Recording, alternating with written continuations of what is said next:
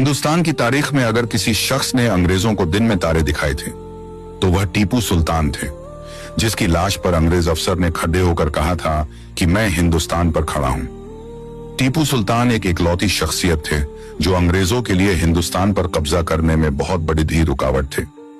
टीपू सुल्तान की बहादुरी के चर्चे बर्रे सगीर में ही नहीं बल्कि यूरोपीय देशों में भी थे, मगर अपनों की गद्दारी और धोखेबाजी से वह अंग्रेजों से यह जंग हार गए। 4 मई 1799 का वो दिन था जब यह बहादुर अपने देश के लिए अंग्रेजों से लड़ता हुआ शहीद हो गया था। शहीद होने से पहले टीपू सुल्तान ने एक बात कही थी जिसे तारीख के पन्नों में हमेशा के लिए दर्ज कर लिया गया। गीदड़ की 100 साला जिंदगी से शेर की एक दिन की जिंदगी बेहतर है। 4 मई 1799 का वो दिन था जब शेर मैसूर टीपू सुल्तान ने अपने वतन की हिफाजत करते हुए अपनी जान की कुर्बानी दे दी थी। आज के दिन यानी 20 नवंबर को हर साल टीपू सुल्तान का जन्म दिवस बर्थ एनिवर्सरी मनाया जाता है। अगर टीपू सुल्तान भी चाहते तो निजाम और बाकी रजवादों की तरह अंग्रेजों से संधि कर उनकी तमाम शर्तों और गुलामी को कबूल करके अपनी रियासत बचा सकते थे, लेकिन उन्होंने इस गुलामी से बेहतर शहादत को तरजीह दी। उस वक्त टीपू सुल्तान का नाम अंग्रेजों के लिए खौफ का पैगाम था। शायद ही हिंदुस्तान के किसी सुल्तान या राजा का इतना खौफ अंग्रेजों के दिलों पर रहा होगा। टीपू सुल्तान ने उस वक्त अंग्रेजों की नींद हराम कर दी थी जिस वक्त के हिंदुस्तान के ज्यादातर नवाब व राजे रजवाड़े अपनी हुकूमत और वजूद बचाने के लिए अंग्रेजों की चौखट पर नाक रगड़ रहे थे।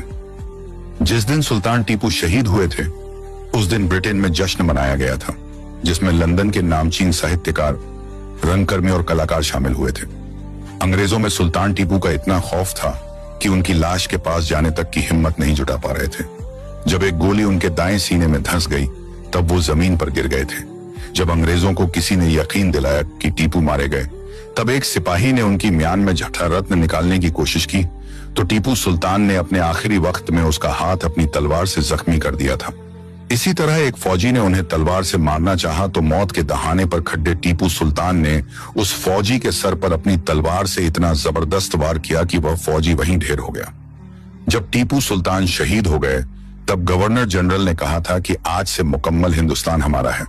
अंग्रेजों के लिए टीपू सुल्तान की मौत की खुशी का अंदाजा इस बात से भी लगाया जा सकता है कि विकी कॉलिंस की मशहूर नॉवेल द मूनस्टोन के शुरुआती सीन में टीपू सुल्तान की दारुल सल्तनत श्रीरंगपट्टनम की लूटपाट और घेराबंदी को दिखाया गया है। शायद ही किसी शासक ने अंग्रेजों से इस तरह लोहा लेने की जुर्रत करी होगी। लड़ाई के आखिरी वक्त में टीपू के बॉडीगार्ड राजा खान ने उनसे कहा था कि आप अंग्रेजों को अपनी पहचान बता दें, वो आप पर रहम खाएंगे। उस वक्त उस मर्दे